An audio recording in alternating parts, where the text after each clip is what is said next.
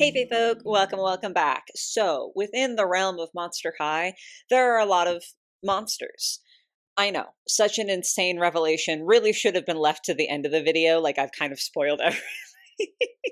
No, but really, like there are so many different monsters and monster types, and some of those either very directly or sort of tangentially do connect to various gods and goddesses and deity figures from cultures across the globe. And so my little brain went, does that mean that there's like a canon confirmed religion in Monster High? Which is an insane thing to ask, and maybe would have been a question that was better left inside my head, never to see the light of day. But clearly, I'm here. So we're not going that route. No, I had that question and I thought, let's find out. And I proceeded to do hours of reading and research and thinking. And I'm here to present my findings today. Now, before we can get into it, I do have to go through some disclaimers and parameters. I know that some people really hate like the disclaimers in videos. And like, if you want to, you can skip these, but I do think they're important and you don't get to complain later if you skip the disclaimers. So the biggest thing that I have to get out of the way is just this video does deal with religion. For some people that is like a much more serious topic than others. From my own perspective, I was raised like very intensely Christian, and currently I would say I'm more spiritual than religious. I am not an atheist in the sense that I'm not completely writing off the concept of deities existing. I'm much more agnostic in that case. Like I can kind of go either way. And I do tend to just believe a lot more in the power of like nature than any sort of divine being. So that's my bias, just to get that out of the way. But with this being a video about religion inherently, I just want to say I'm looking at this from a like lore perspective, from a like curiosity perspective, and from a we're having fun with this type of perspective. I know that not everyone feels that way about religion. Like obviously it is a very large part of a lot of people's lives. And I would just encourage you that, like, if you happen to be someone who is very religious, this might not be the video for you. And I'm not trying to say that in a mean way. I'm not trying to be aggressive or anything like that. I'm not trying to put down people who are religious. Just from my own experiences talking to and knowing even to this day people who are extremely religious, sometimes it can get like really dicey and really intense, and that's not the vibes that we're trying to go for this video. So if you think that you're someone who might be like upset about me saying, hey, yeah, this religion that isn't yours is canon in Monster High, like if religion is a sensitive topic for you, maybe this isn't the video, and that's okay. And that doesn't mean that you're a bad person. It just means that like different things are for different people, and hopefully I can see you in the next one. But I just wanted to give that disclaimer. This is all supposed to be fun. It's just a thought experiment. This is not like a religious debate in any serious fashion. We're just talking about Monster High. So that was like the big serious disclaimer out of the way. The rest is a lot less serious. I do have my notes on my phone here because there was a lot to get into with this video, so I absolutely had to take notes. So if you at any point see me glancing down, that's why. I'm just trying to make sure that I cover everything and I don't miss anything. Now, as for how I researched this video, I did have to do like independent research on various different mythologies and religions and stuff that I was less familiar with. But when it comes to Monster High specifically, that's where I feel like I should be giving you my sources. If I list all the other sources, we'd be here all day just for that. And this video is already going to be long enough as it is. But listen, I'm sorry. If any of you want to endeavor to rewatch every single Monster High webisode and every single Monster High TV show to try to prove me wrong, pop off. Honestly, do it. I couldn't. I'm so sorry. I just like, those of you who have been around for a while will know that when it comes to the G1 media, it's not really for me. There were some movies specifically that I liked a lot more than others. Like I know Haunted was really good. I'm gonna forget. Oh, Boo York was really good. Like for Monster High movies, they're really good. I'm being so mean, but I just obviously if you love those movies, that is fabulous. I don't, and I could not subject myself to watching all of that content. So the way that I went about researching this is I utilized the Monster High wiki, and I literally went through and read the wiki entries for every character in Monster High, which was a lot to do. Some of them that I felt like I needed more clarification on, or like I felt like I needed to dive deeper. I was reading like the diaries and stuff that have been posted online. So that was my main source. So I'm saying that to say it is entirely possible that I've missed something. But, like, that's what we were doing. That was all the energy that I had. I also did not really address anything that the wiki mentioned was in the Monster High books, because those, I do believe, have a completely separate canon. Like, the books that were released back when G1 was first doing its thing, those have, like, a sort of separate canon, and it does frequently contradict the canon that they establish with the dolls and the, like, visual media. So we didn't touch the original Monster High books, and I also didn't get into the, like, more modern day G1 style comics. That one is, if I'm being honest, more of a personal gripe. I don't know. I haven't read the comics. I'll be frank, I haven't read them, so maybe I'm writing them off too harshly, but just, I'm not saying that it's not canon, because, like, I get that it technically is canon, but it also feels a little bit separate, in my opinion. So again, if that's something that you think is stupid and dumb and I should have been counting the comics, I'm sorry, and feel free to drop any comic specific lore in the comments down below. I just had enough to do doing what I was doing. I promise we are almost done with all of the, pre actual subject of the video stuff. We're starting to get a little bit into the nitty gritty here. Okay. So, when it comes to finding proof for, like, a canon religion in Monster High, I did have to go with what is provable versus what is believed. And the best example that I can think of for this is how Cleo says, "Oh my Ra," very similar to how people will say, "Oh my God." Just because Cleo says, "Oh my Ra," does not inherently prove the existence of Ra in canon, right? Like, she can say that and she can even believe it. She could be very devout, but that doesn't actually mean that he exists. And I know that that is a spooky statement to be saying. But I do think, for the parameters of this video, it's very, very important to say that I'm not going off of character beliefs, because, like, you can believe anything. I can believe that this wall behind me is neon green. It's not. It's like a purpley blue. But I can believe that it's neon green, but that doesn't make it true. Again, this is not me saying, like, I'm not trying to extend that. We're not trying to get into any religious debates. I'm saying, in canon, Cleo can say, "Oh my Ra," doesn't mean that Ra is actually real. So I'm not taking, like, references or character thoughts into consideration when I'm trying to see if there is a canon religion in Monster High. I'm looking at literal, like, indisputable facts. Seems like a weird thing to say when you're inherently talking about fiction, but within the canon of Monster High, I'm looking for indisputable facts. So something like, again, "Oh my Ra," isn't going to count. Lastly, before we can get into the good part of today's video, it's just, like, obviously there's the whole issue of undead. In Monster High, there are tons of zombies and ghosts and various other creatures that are, technically speaking, undead. Some of them canonically were humans at some point, some of them were not. I'm not really touching that vagueness of the existence of undead. First of all, because, again, it would just really extend the runtime of this video, which I'm already very, very nervous about. But more importantly, is because I do think that you can't attribute the existence to an afterlife or to ghosts or zombies or something really to a religion. So many different cultures and so many different spiritual, like, beliefs hold that ghosts are real or spirits are real or something similar is real. And also, you can be completely an atheist and still believe in ghosts, right? Like, there are a lot of people who, like, don't believe in God, don't believe in any sort of religion, but they believe that, energy can't die, and so they might believe in ghosts as a sort of energy. So I am just using the ghost example because that's, like, super easy. But just when it comes to the various undead monster types, the fact of them being undead, unless it is undead in a very culturally, like, specific way or religiously specific way, the general undead, we're just sort of accepting are a thing, and we're not tying that into any religion. I hope y'all are okay with that choice. It just sort of makes the most sense to me. But now we can finally get started delving into the different characters and the proof or lack of proof that they might provide me for the existence of a canon religion in Monster High. So let's get started with our main cast. So, to start with the character that is either everyone's favorite or the character that people hate to see coming in a doll line, Draculaura. So she was originally, like, conceived and birthed as a human. Her parents were in the Roman Empire. However, even if they were, like, worshiping, that aspect of her backstory doesn't have any, like, proof. Again, like there could be a belief, even the belief isn't actually mentioned.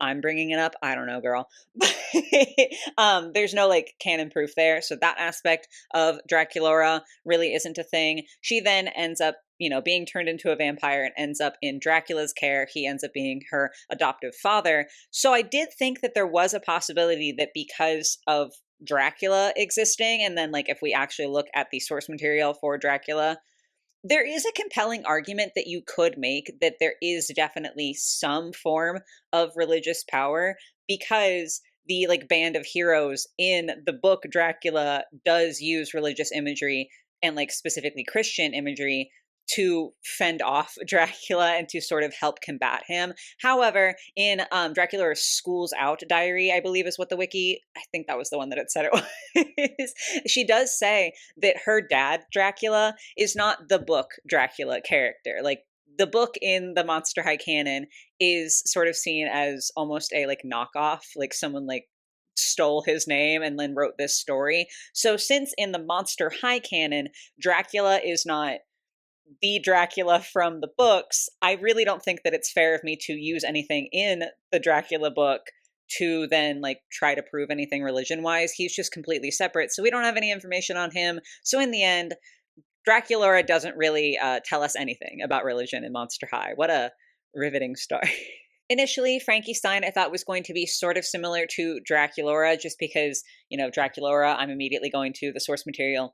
Dracula, Frankenstein, I'm immediately going to the original source material. Frankenstein, I will freely confess it has been a lot longer since I've reread Frankenstein. I think I said that in a video recently. I need to do it, I just haven't yet. So I am a little bit hazier on the details, but doing a quick Google search did in fact reassure me that I wasn't crazy. There are definitely quite heavy religious themes to Frankenstein, but nothing that I would say canonically proves that there is any form of God. Again, I could be wrong because I haven't read the book in like a hot minute there, but certainly nothing that shows up in the Monster High canon, right? Like Frankenstein doesn't really necessarily exist in a world that is sharing the same themes as the original Frankenstein book, and we don't see anything with her character specifically that ties into any sort of religion. However, Frankenstein does play at being a god because she does create two simulacrums. I think that's how you pronounce the word.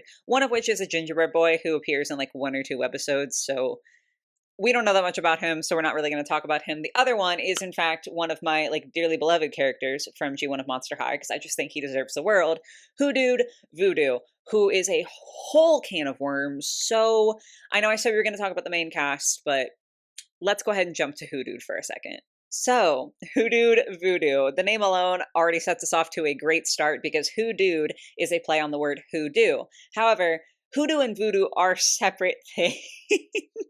They can intersect in some ways. They do have some similarities, and they did like evolve in somewhat similar ways to my understanding, but they aren't the same practice. Like they are not identical or like strictly opposite or anything like that. So we actually have to dive into two separate things here. Starting off with voodoo. Haitian voodoo is something that evolved from West African beliefs, and then when colonizers went over and enslaved people and then brought them over to the Americas, it sort of, mixed in with some other practices, and there are some elements of Catholicism, but there is a lot of like traditional West African beliefs that influence Haitian voodoo. With voodoo, there is a central godlike figure, Bondi. Also, I'm going to try not to apologize multiple times throughout this video. Just know whenever I'm pronouncing anything, I am in fact trying my best, and if I get it wrong, it's not intentional and it's not meant to be harmful. But there is that central godlike figure. However, from my understanding from like the research that I was doing, most of like the practice of voodoo doesn't involve directly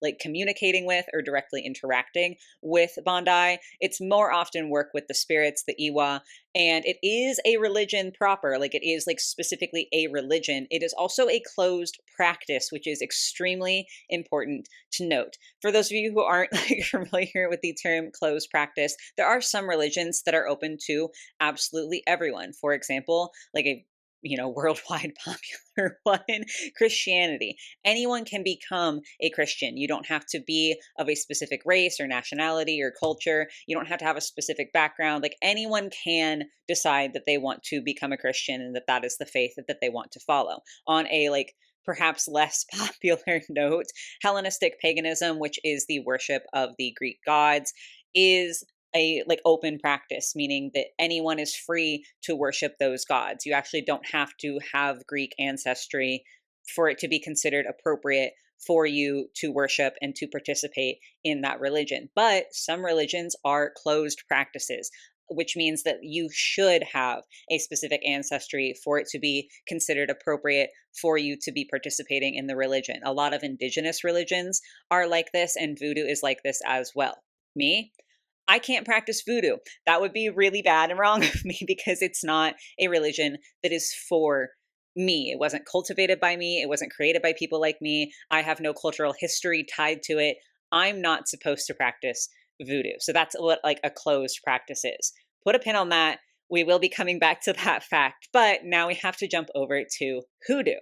So when it comes to hoodoo, hoodoo is much more of a folk magic or a spirituality versus a proper religion. There's not really like deities or deity worship or anything like that. It's a lot more just like working with like your daily life and working with nature and that sort of thing. It does have, as I said, sort of similar roots as voodoo does. Once again, there are some African belief systems that have like elements that have existed into hoodoo, but as enslaved people, talked to the different people around them and their culture sort of started absorbing some things that was going on around them. There are indigenous practices that got kind of melted into hoodoo, and again, some Catholicism that got melted into hoodoo.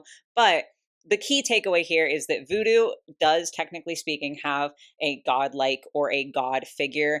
I just being unfamiliar with it and like not as knowledgeable, like I'm saying godlike, but it's on that level. You know what I'm saying? And hoodoo is more of a folk magic versus a religion. Hoodoo is also a closed practice. Once again, it's sort of a cultural thing. It's something that like you might be taught, it might be passed down, it might be like just part of your community if you're in that community, but I'm not. So the reason that I bring that up is because Frankie Stein has no right to be practicing voodoo or hoodoo.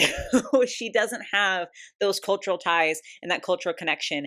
And so I'm a little stuck on how to handle this frequently, how to handle this frankly, because hoodooed voodoo. How did I just say that? Hoodooed voodoo. It is way too early in the video for me to be messing up like this. I'm so sorry, y'all.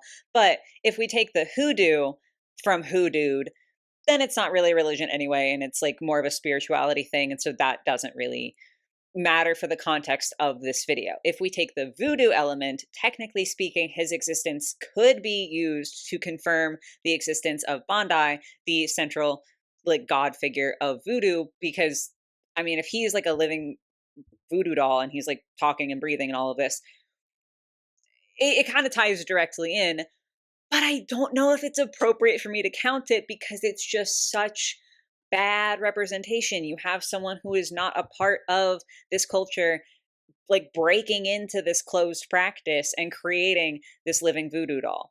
So I don't really know how to handle him because part of me is like, he's part of the canon anyway. We should count that and we should be like putting that as a tick mark that there is a religion in Monster High. We are confirming like the belief system of voodoo.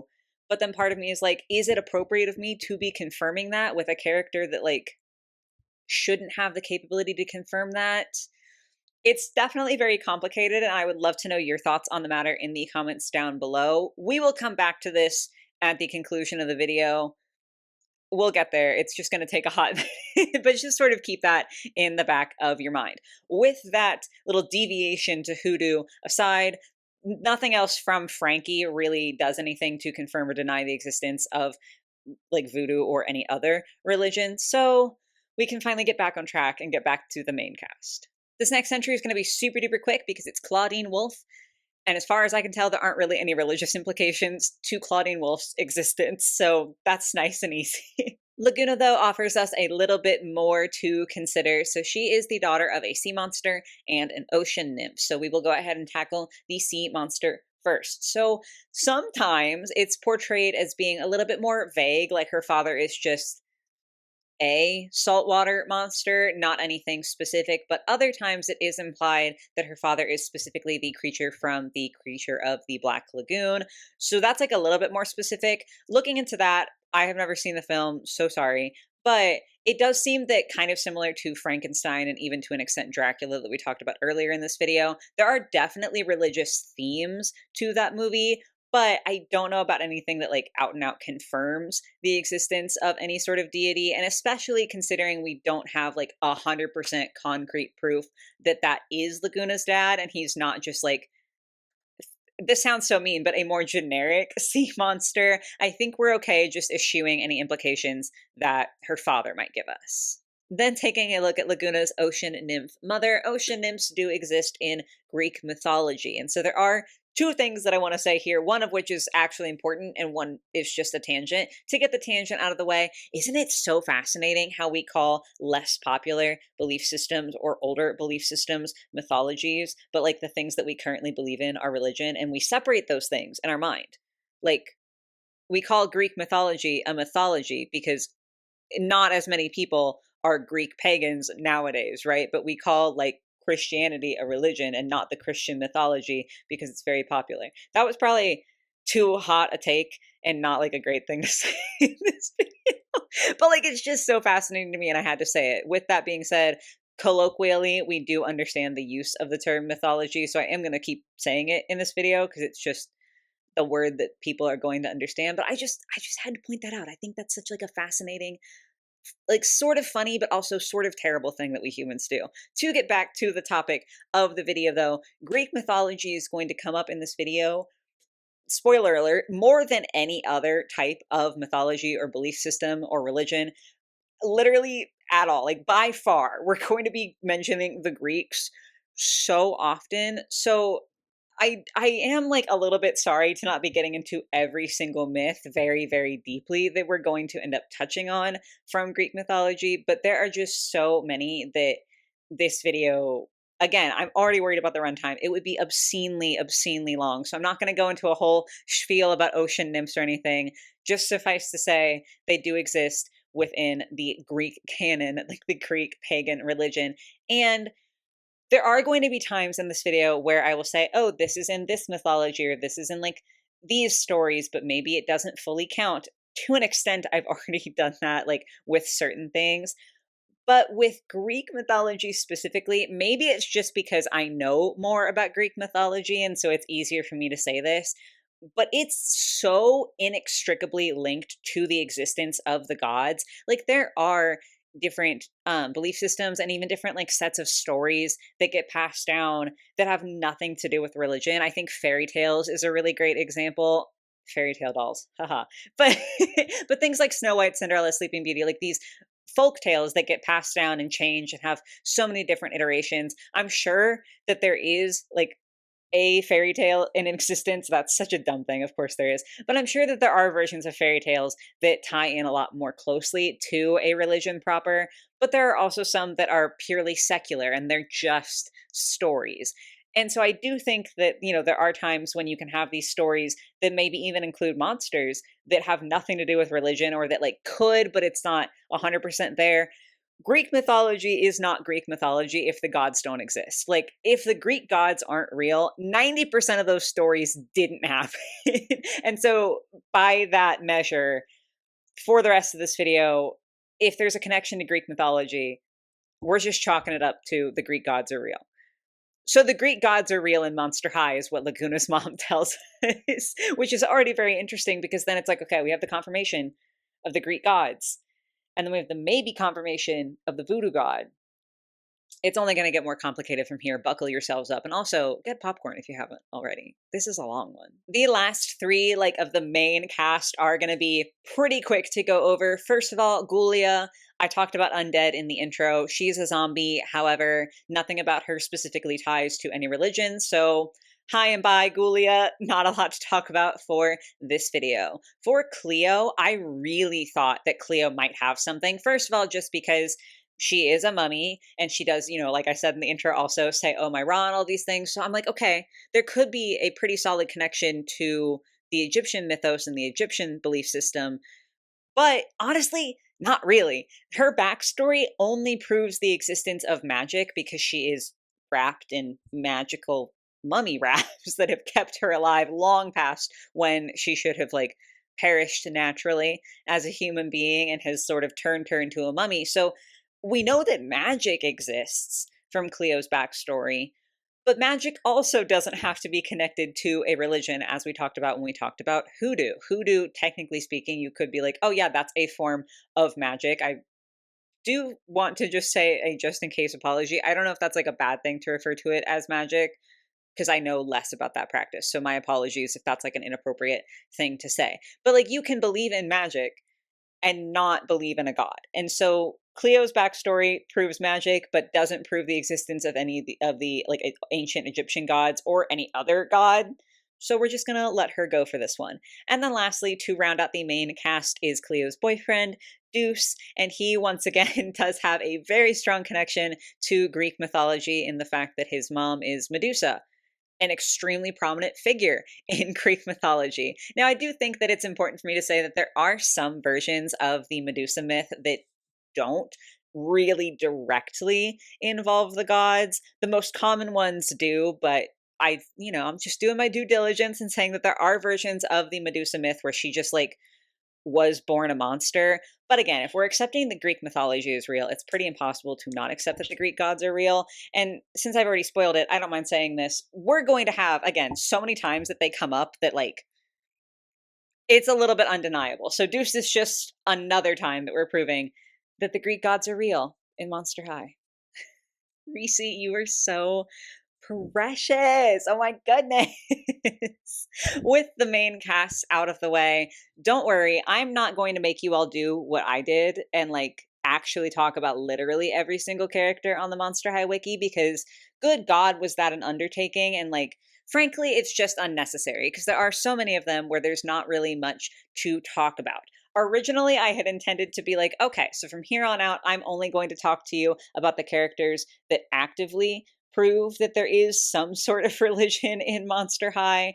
And I very quickly, that got away from me so fast, just so unbelievably fast. So we're mostly going to be talking about characters that you could argue do prove the existence of some sort of deity. Sometimes we are also going to be talking about characters that I thought might prove the existence, but they didn't, or just characters that have an interesting lore to them. I'm sorry, I got a little bit away from myself while doing this section of the video, but hopefully it will at least be entertaining. And again, it is 99% pertinent. So let's dive on into the vast extended cast of Monster High. And boy, howdy, are we starting with an absolute doozy in Amanita Nightshade. So Amanita's story is that she is the corpse flower and she was gifted to Nephra Denial. That's her basic backstory. And I really thought, I was reading that and I'm like, oh, okay, we don't have to talk about Amanita. And then one line,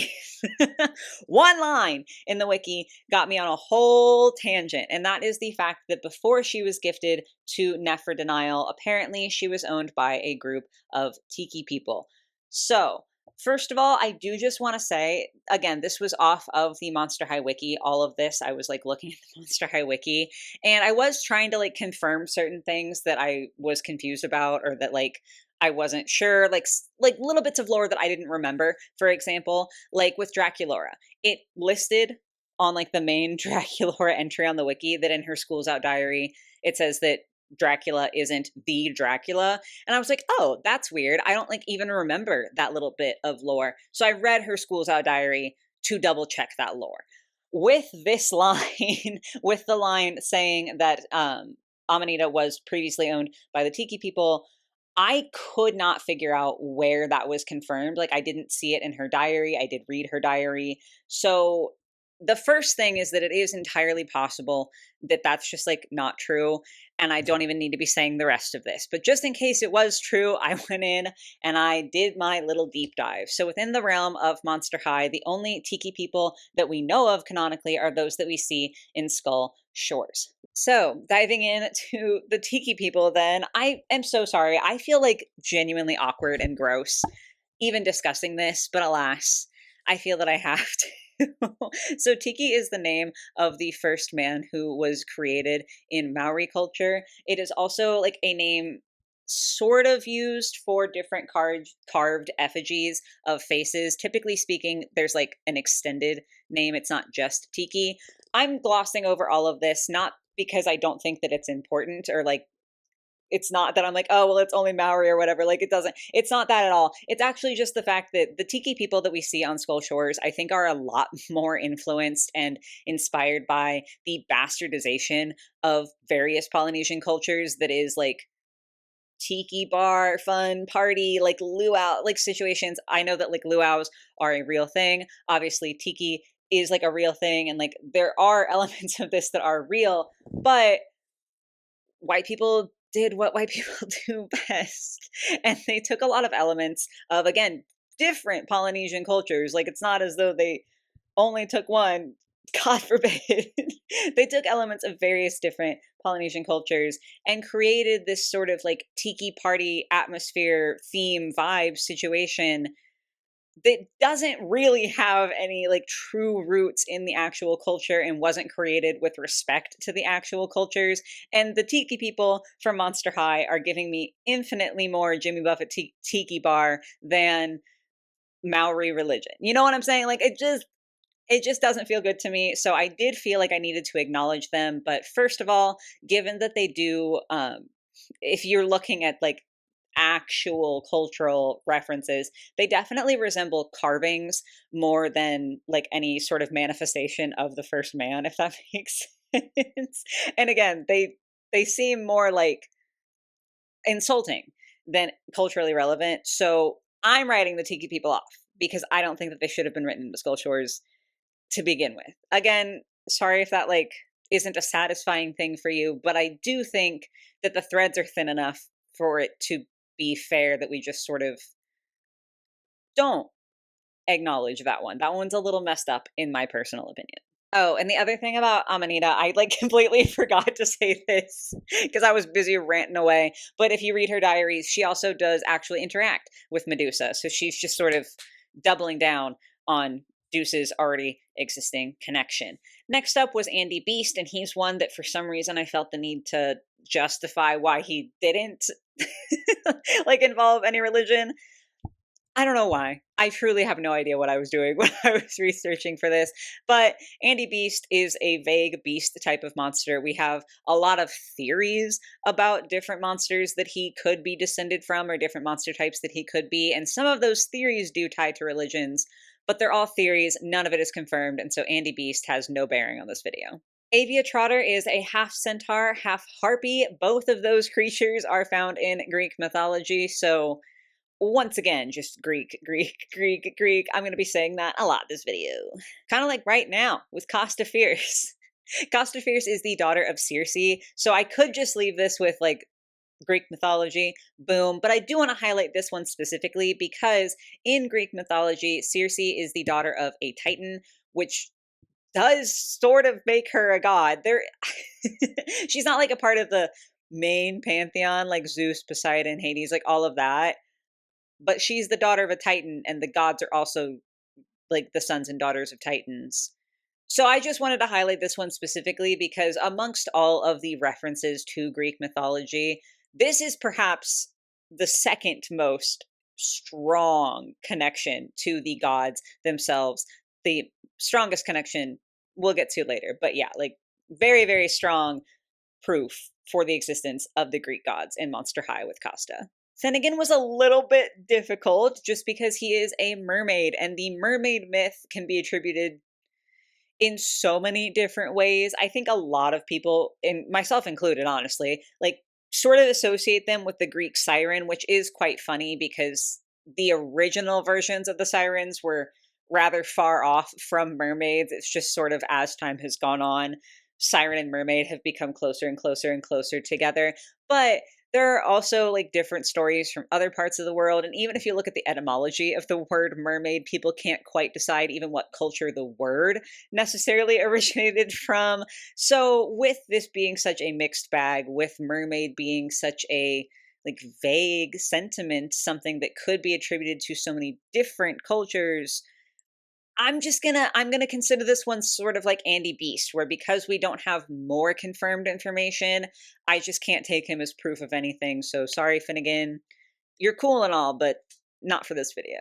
Next up is Gigi the genie, or rather the Jinn, to use like a less anglicized word of her creature type. And she is again a little bit complicated because, kind of like with Hoodoo, we have two different directions that we can go with this. We can go with the like pre-Islamic Arabian mythos and like belief system, or we can go with how Gigi and Jinn might fit into post-Islam Middle Eastern belief systems. So to start off with pre-Islam, the Jinn were like spirits that, depending on the like texts and myths and stories and everything that you're hearing, sometimes they're just spirits, sometimes they are in fact deities. Like it's sort of unclear what exact label you should be putting on the Jinn, but given the extent of their power, I mean, if you think about it, it's like kind of crazy what they can do.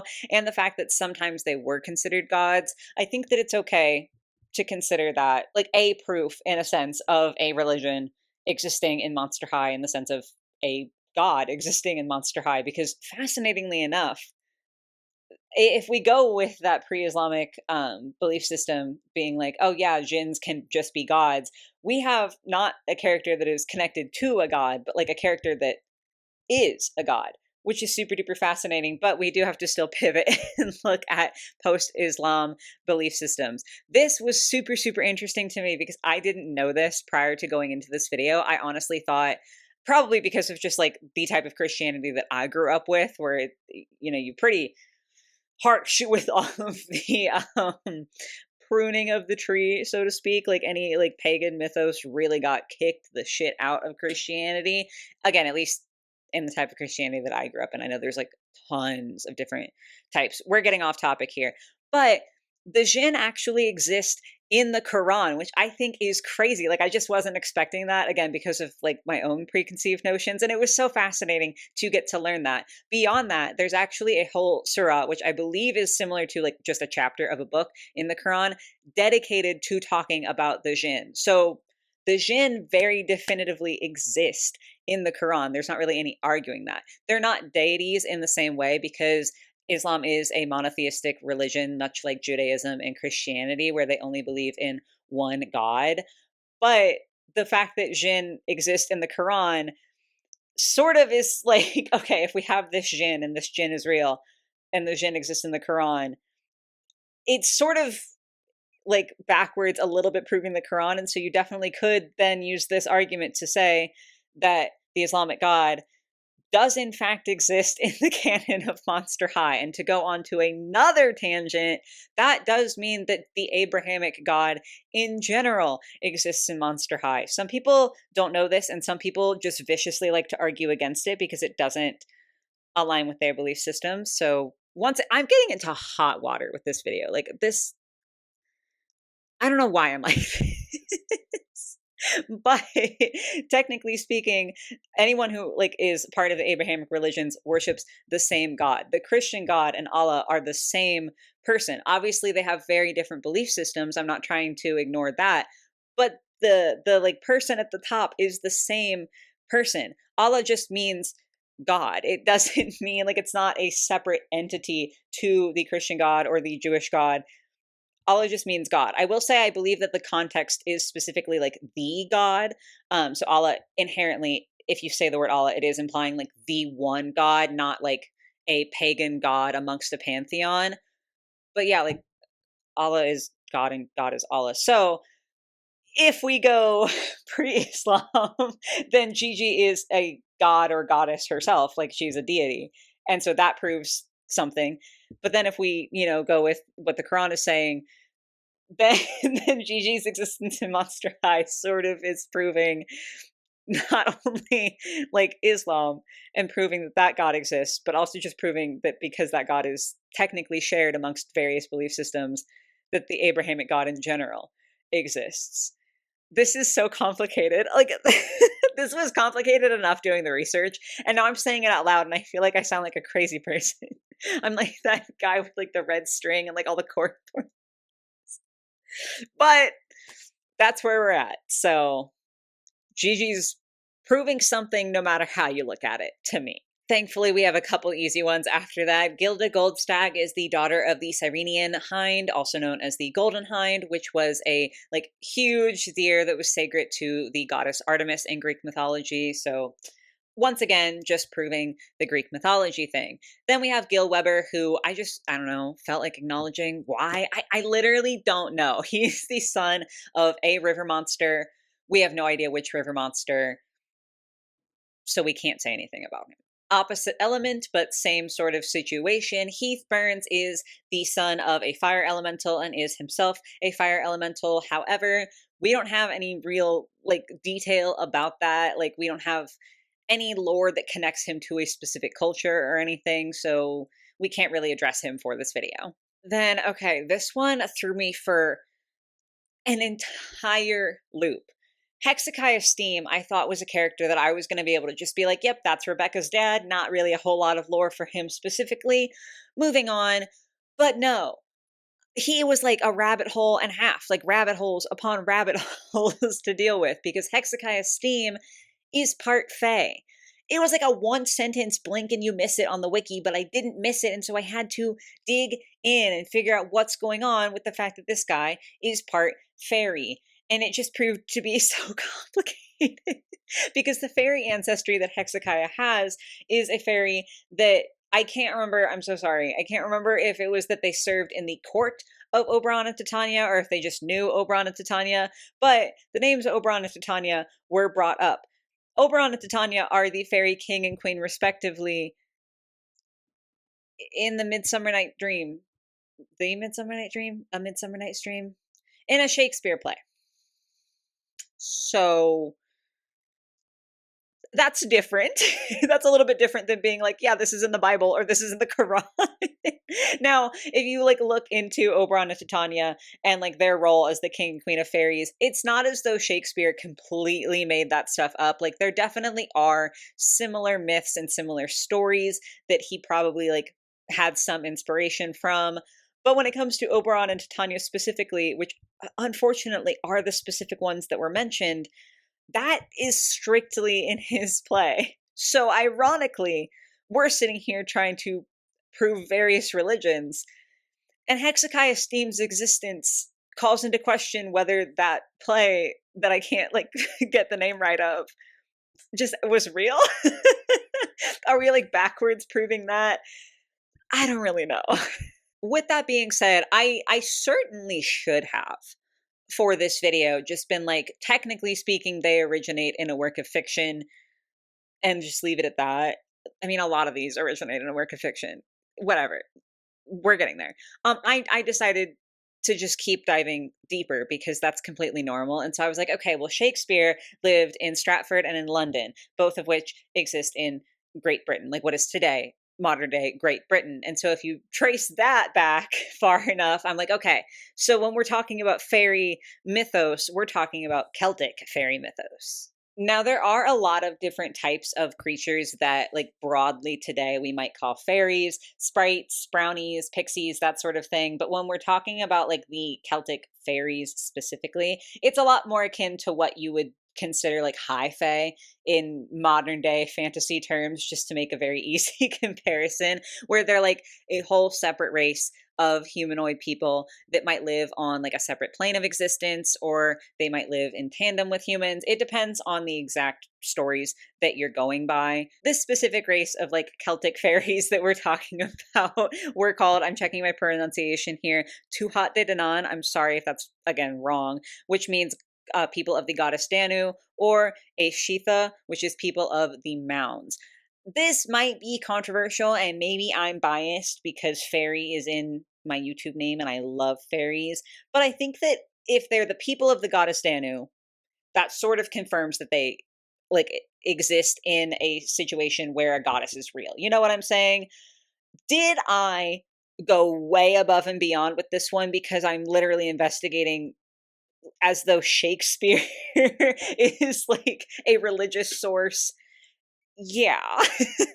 So you don't have to take this one. But if you want to take it as far as I take it, then the Celtic gods are real. Jackson Jekyll and Holt Hyde are, of course, based on Dr. Jekyll and Mr. Hyde.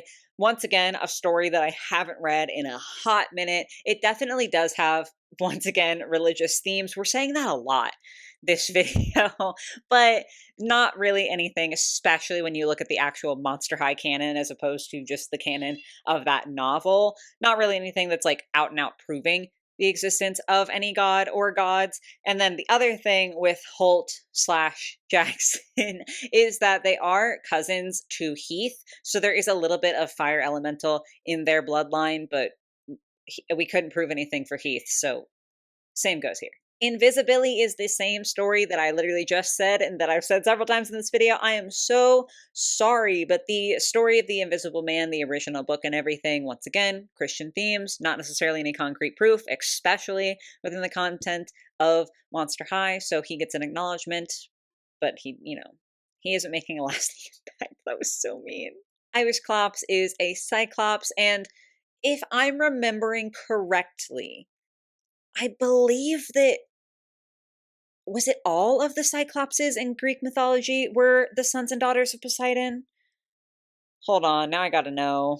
Okay, no, I was incorrect there. They're not all sons and daughters of Poseidon. Some are descendants of Poseidon, who is a Greek god, so Greek god is real. Others are descendants of Uranus and Gaia, who are like above gods. So also very, very much proving the Greek mythology thing as though we needed to do that again. Also, interestingly enough, depending on her specific ancestry, depending on if Iris is descended from Poseidon or from Uranus and Gaia, that could mean that she's actually related to another character that we're going to talk about later. Kind of just, food for thought. I don't know what thought, certainly not the topic of this video, but something else. Jennifer, once again, extremely, extremely complicated. There's a long and vast history and so many varying mythologies when it comes to Chinese dragons. Sometimes they are out and out deities. Sometimes they're more just akin to nature spirits.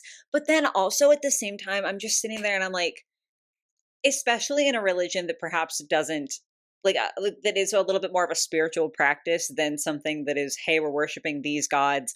Are nature spirits not then essentially equivalent to gods? We'll come back to that in a second.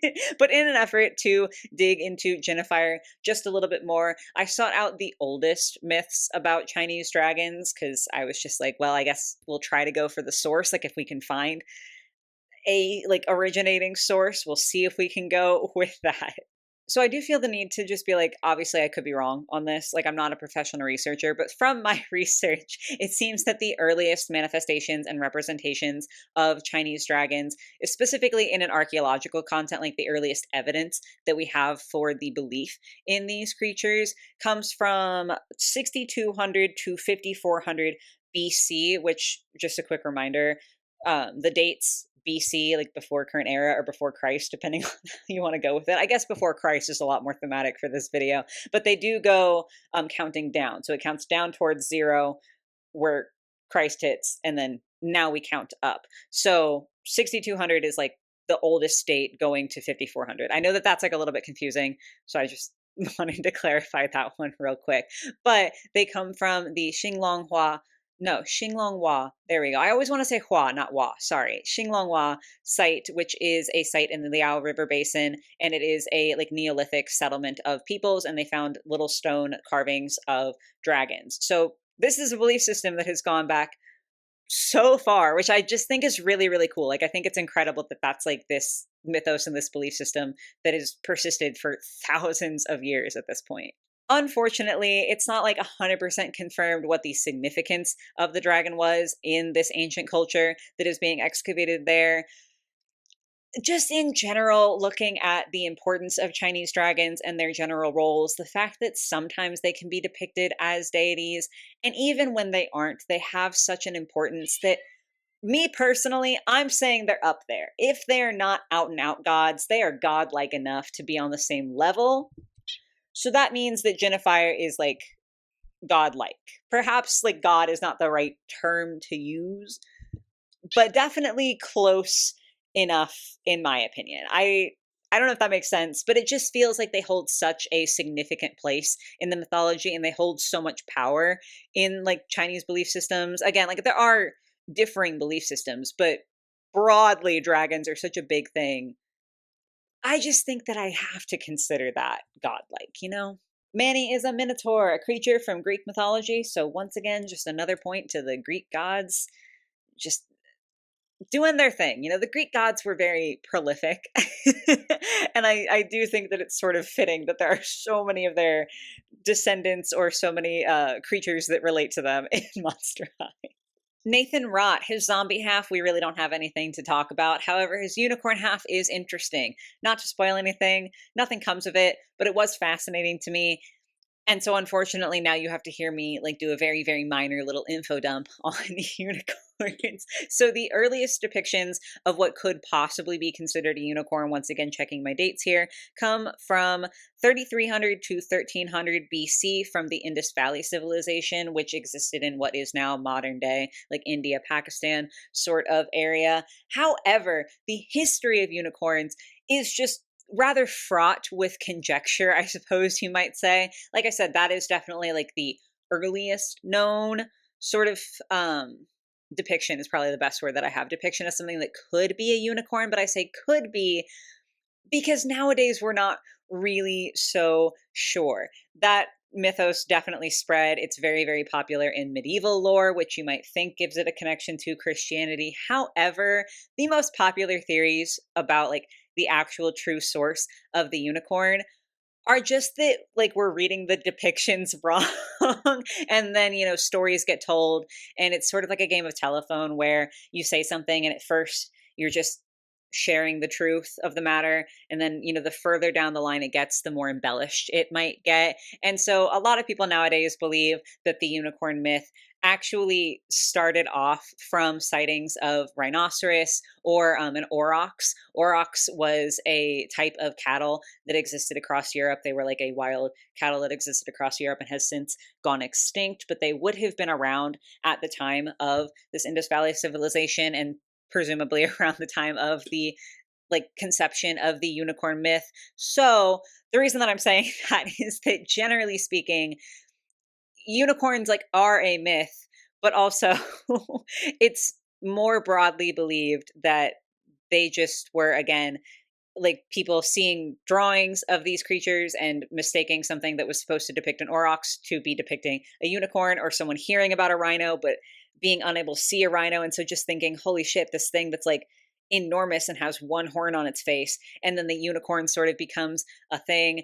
It is oddly enough a little bit more of a creature that's rooted in reality versus any sort of religion. Now, obviously, Nathan is depicted in the stereotypical, like mythological unicorn way, where he's sort of equine and he has the horn on his forehead, as opposed to a rhino, where it's, you know, a little bit more of like a nose situation. But given like the history of the unicorn mythology, I kind of just feel like I can't say that this ties into religion in any way, especially because when you are going back to the unicorn mythos, you could attribute it like in terms of attributing our version of unicorns to a few different spots, because it's like, do you go all the way back to the Indus Valley civilization or do you go to medieval? Like, where are we going with this? I don't know. I just wanted to talk about it because I just think that that's super duper fascinating. I think like the history of unicorns is very, very interesting. But yeah, I don't think Nathan is proving anything.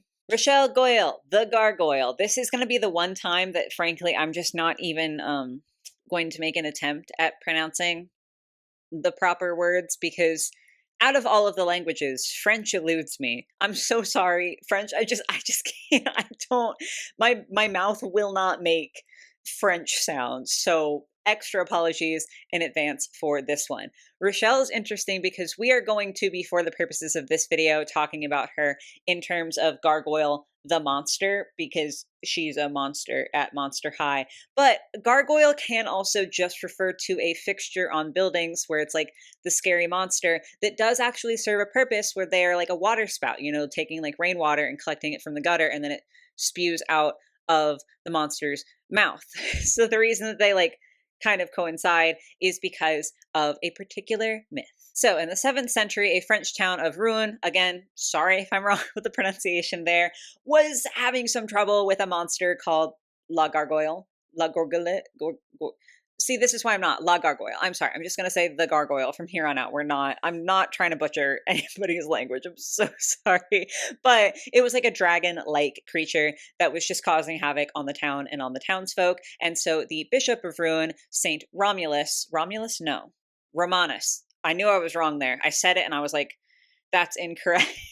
He went out. There's more to the story. I'm giving you a very basic rundown. But he went out and, with the power of a crucifix, was able to defeat this dragon like creature, the gargoyle, that was hurting this town. And when it died, all that was left was like its head and its like sort of throat situation. And so he stuck that shit up on his church to serve as a water spout and also to protect from evil. So that's like the root of the gargoyle as a monster or as a creature type of myth. I do just want to say, though, that gargoyles as the functional object, not always in that specific sort of monstrous, vaguely dragon-esque look to them, but the concept of having carved stone animals that serve as waterspouts on buildings actually goes back hundreds and maybe even thousands of years predating this story. So, like, technically speaking, that type of gargoyle has existed a lot longer than the story of the gargoyle. But for the purposes, again, of looking at the monster, that's pretty definitively the origin of the gargoyle. And because Saint Romanus was able to use the crucifix and it actually did work, that does imply that it has power, which means that the Catholic God is real in Monster High. Because if gargoyles are real and that's the root of the gargoyle myth, Catholic God is real. So now we have a little bit more detail to go off of, perhaps, from Gigi, because with Gigi we were able to establish that the Abrahamic God is real, and now we can say the Christian side of that is specifically Catholic. This video is a whole mess. Why am I doing this? Then we have Scara Screams, who is a banshee, a creature from Irish folklore that does tie back into Celtic folklore, and banshee can mean woman of the fairy mound, sort of like we talked about with Hezekiah, about the fairy people being like the people of the mounds. So that ties in really, really strong, and I do think it justifies all of the unnecessary tangent that I went on with Hezekiah, because while his stuff was very loosely based on, Romeo, or not Romeo and Juliet, oh my god, on Shakespeare and that sort of situation going on, Scara is a banshee, right? Like, it's not like she's tied into this, is this real, is this fiction sort of situation. In the canon of Monster High, she is a banshee, she is real, and her existence proves the existence of Celtic folklore. And, we've said before that fairies are sometimes gods, sometimes godlike. We're just doubling down on what I said with Hezekiah, and I just really appreciate Scara for giving me that opportunity, because that means that I didn't waste my time saying all that.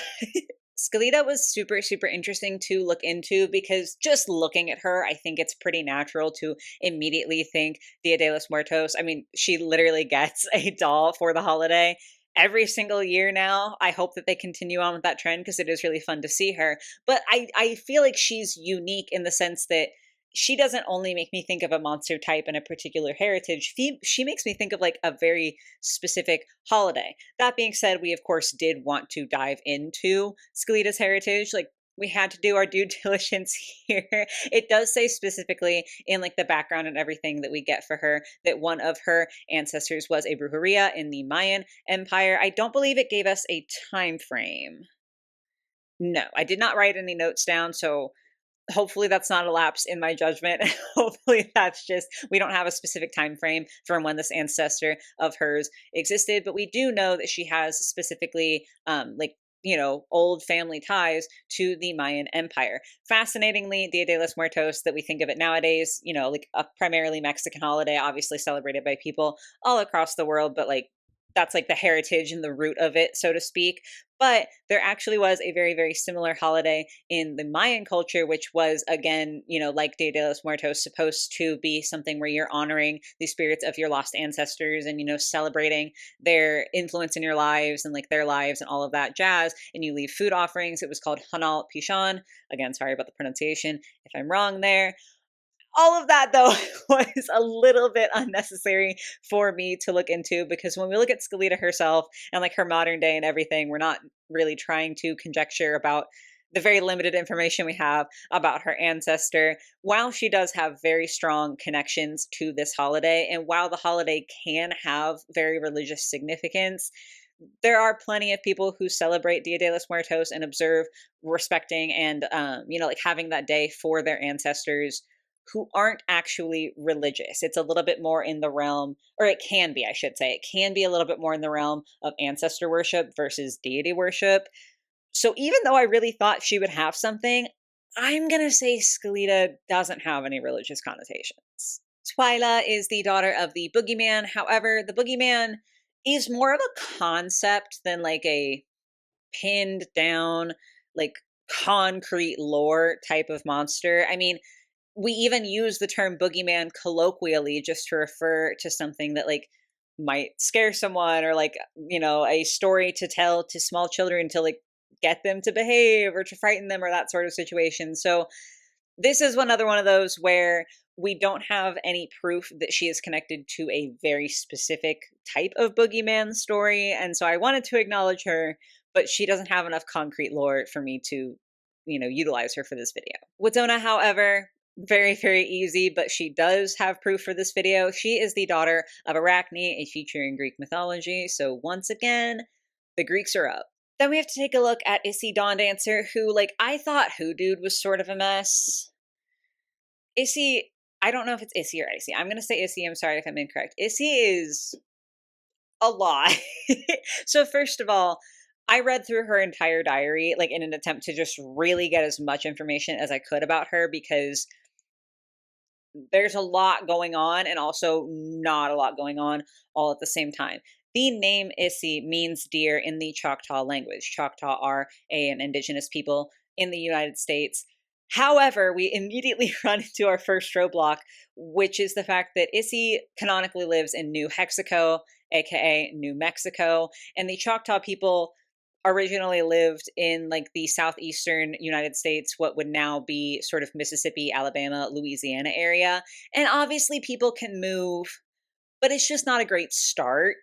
We also don't have the absolute most concrete information about her like ancestry and everything like that. Issy is a deer spirit, but we actually like don't learn anything about her parents. She mentions having a grandmother in her diary, but like this isn't a situation like Draculaura where it's like, oh yeah, she's not the daughter of a vampire, she's the daughter of Dracula. Of course, not the Dracula, but you know what I'm saying. Like, there's just less concrete information about Issy's parentage, so that's not helping anything. With her being a deer spirit, the wiki itself attributes her lineage to a figure called the Deer Woman or the Deer Lady, who is apparently a figure in multiple different indigenous folklores, where like she plays different roles in different folklores.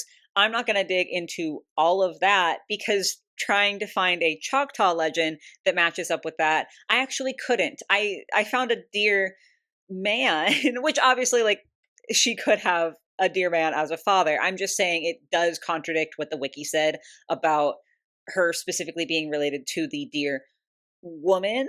And also the Choctaw legend that I found of the Kosha Haktapalo, sorry once again about the pronunciation. I gotta stop doing that. I gave my apologies earlier.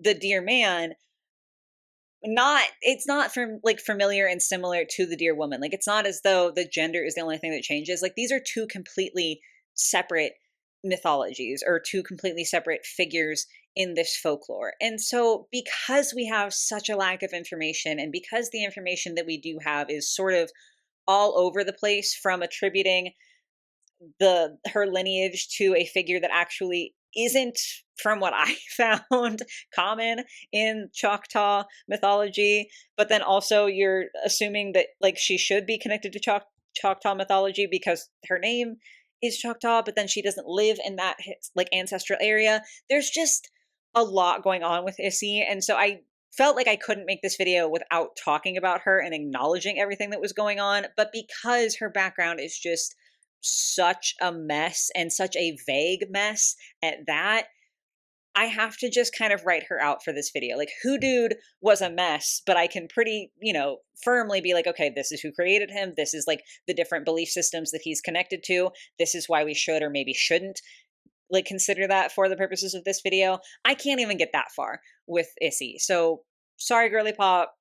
But yeah, we've acknowledged it. We've talked about it. I can't get anything concrete from it. We are getting close to being done here. I promise. We're starting to reach wrapping up, but next up on the list is Kirsty Trollson, who was super, super interesting to me. So she has roots in Norse mythology, and most commonly what I see attributed to like the word troll, or like, troll specific, is like sort of mountain troll, maybe isolated people who like live in small groups in the mountains, kind of keep to themselves, doing their own little wild thing. And I do think that that is more likely to be the type of troll that we are referencing with Kirsty. But fascinatingly enough, I saw like just one little thing that was like, oh yeah, sometimes the same word that is used for troll is used to describe a race of giants, the Jotun, in Norse mythology. And the Jotun directly oppose the gods in a lot of that mythos. So if you go down that route, it's pretty undeniable that the Norse gods exist. Like, if Kirsty is descended from a group of peoples who are fighting the gods have to exist. Once again, I don't think that that was the intended interpretation, and that definitely doesn't seem to be the most common interpretation of trolls in Norse mythology. Like, they have other words for the giants, right? So I am inclined to go with the mountain troll path, in which case I do think you have a little bit less out and out religious connotation there. Like, that's getting a little bit more folklory and a little bit religious. But I just wanted to mention that. So for me, I think that Kirsty is a no-go. But technically speaking, you could say she might be proving the Norse gods also exist in this universe. Literally, for the rest of the characters on my list that we need to address, we're just talking Greek mythology. So this is going to be a nice, quick little wrap up here. First of all, we have Faery and Peril, Serpentine, the conjoined twin daughters of the Hydra, a figure in Greek mythology. Then we have Poesy, who does take the top spot as like the most concrete proof of the existence of Greek gods, because she is quite literally Poseidon's daughter. Like, this is a direct lineage. Her dad is a god. So if you wanted to like make arguments about like the Minotaur could not be connected to like a god very directly, or like we could go with the Medusa myth that doesn't involve gods and goddesses, Poesy is literally the daughter of a god. So she very firmly confirms that the Greek gods are real, and she is in fact a goddess in training. So she is also, just by the fact of existing, proving that gods are real.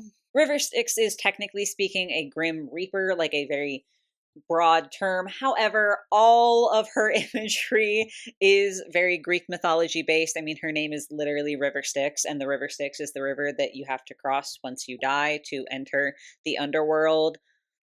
So very, very heavily Greek mythology coded once again. On to Cupid. She is one that I honestly thought wouldn't have to be talked about in this video, because we don't know her monster type or her parentage. A lot of people theorize her to be a bone elemental, and I would agree with that, but it isn't confirmed, and so it wouldn't be like a piece of proof that I could use for this video. However, she does have an adoptive parent, Eros, Greek god. So that, again, pretty firmly ties into the Greek mythology thing. And then lastly, to tie everything together quite neatly, we have Viperine Gorgon, who is Deuce's cousin. So once again, proving Greek mythology is very, very much real in the Monster High universe. So I know that was a lot to talk about, and you may have like forgotten some things that we addressed. So let's go ahead and wrap this all nice and neat and tidy with a little bow, except it's not going to be all that nice and neat and tidy. So if you were to be like, gun to head, you have to pick one. What is the canon religion of Monster High? I obviously would have to go with Hellenistic paganism, Greek mythology. There are so many references, not only to the mythology itself, but there are so many times when the gods themselves, which are the focus of today's video, are like a step away at most from these characters. And again, we literally have a character in Posi who's the daughter of a god and working on becoming a goddess. Like, it is indisputable that in the canon of Monster High, the Greek gods are real and do have active power. However, it's not as simple as just being like, yep, the Greeks were right in this one, because there are other characters that prove other things. Scare Screams and, you know, if you really want to push it, like I did, Hezekiah do prove that there is at least some element of Celtic mythology that is real. And, you know, again, if you want to go with the route of fairies are gods, we have once again proven very, very strongly a different deity system there. Or if you want to say that they are like descended from or connected to, whether or not they are gods themselves, once again, going back to that name, the people of the goddess Danu, if the fairies are of the goddess Danu has to exist. And so therefore, we technically have Celtic lore also being confirmed true in Monster High. Whether you want to look at it from a pagan perspective or an Abrahamic perspective, Jinn are real. So one way or another, Gigi is proving the existence of some sort of deity. Like, you can kind of go either way. But there's not a route with Gigi that disproves the existence of some sort of god that isn't covered by the other like people that we've talked about in this little conclusion section here. Like I said, if you want to go with like a technicality, and to me the less likely option, Kirsty Trollson could be proving the existence of the Norse gods. Hoodoo is still really, really hard for me just because his representation is unfortunately not super duper, and it involves someone around with a closed practice that they shouldn't have been around with. But if you do accept voodoo's existence, then that proves the existence of the voodoo god Bondi. And so therefore, that like mythos and that belief system is also proven true. And then of course we have Jennifer, who once again, you know, dragons in Chinese folklore and everything can be gods, they cannot be gods, but I think that their power is very, very akin to being godlike if it isn't an actual deity. So it's a supernatural situation. And if you haven't seen the CW show Supernatural, you should at least like the first 4 or 5 seasons. After that, it's dicey. I watched up to like season 13. But to explain what I mean by that, it seems as though because we have these like proofs of not just one religion existing in Monster High, but multiple religions being canon to the Monster High universe, that's why I call it a supernatural situation, because in the show Supernatural, vague spoiler alerts, I suppose, our characters see gods and goddesses from multiple different faith systems. Egyptian gods, we have Norse gods, we do in fact have the Christian god. There are so many different deities and so many different like cultural belief systems that they end up interacting with that are fully real. It's not like these are illusions or anything like that. Like, they're all canon in Supernatural, which does conflict if you think about it too much, because obviously if 4 different cultures have 4 different creation myths, they can't all be true factually. Like, it doesn't hold up under scrutiny. But Supernatural did it, and it seems as though Monster High is doing it as well. So was this entire video a little bit pointless? Because the answer in the end is maybe they're all real. Yeah, but it sure as shit was fun for me to do. I can't lie. Like, this was a lot of effort, a lot of work to read through all of this and do all the research and try to connect these dots. But I had so much fun doing it. I hope it was fun for you all. I'm really going to be sad. I'm not going to lie to you. I'm going to be really sad if this video flops. Like, I don't need it to be this crazy standout. But I really just need like someone to appreciate this and someone else to be interested in this nonsense project that I've talked myself into. But that's the conclusion. If you didn't feel like watching the rest of me going just on and on and on about different characters and different religions, it seems like pretty much anything could be canon in Monster High. And at the very least, we certainly have a confirmation of Greek mythology, some sort of either Islam or like pre-Islam, I almost called it Abrahamic, Arabian mythology is real. I forgot Rochelle. Rochelle proves Catholicism. There's a lot that's real in Monster High. Monster High does not, in fact, have just one canon religion, but many. And is that a bit of a mess? Yeah, but that's okay. We love Monster High anyway. But that's going to be it for me for today, guys. Let me know in the comments if I missed anything, or like if you just want to talk about a point that you think maybe I was a little bit wrong on. Try to keep it nice and not too like aggressive like religion debates and stuff in the comments. But yeah, that's it for me. I'm going to go take a drink of water. I'm thirsty. Thank you all for watching. I hope you're able to enjoy. I hope you have a lovely rest of your day, your night, or whatever it might be, and I will catch you in the next one. Bye, guys.